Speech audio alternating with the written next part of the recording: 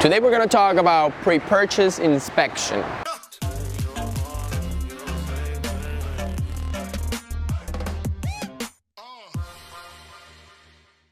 So what is a pre-purchase inspection? You can buy a pre-purchase inspection from companies that specialize in doing this.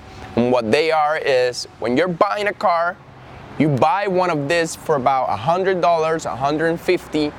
They go to the dealership and they inspect the car. We always recommend to do this, and the reason is because there are things that you cannot see or you cannot really take a look when you're buying the car.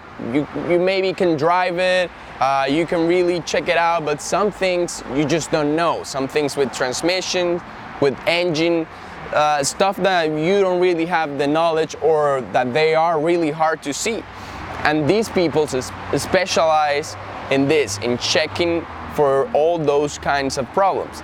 So our recommendation again is to always do a pre-purchase inspection if you're really committed to buying the vehicle. That way you have an insurance. You know that someone with knowledge inspected the car and they gave it the okay to buy it. So that's it for today, guys, and take care. Boom, boom, boom, boom, boom, boom.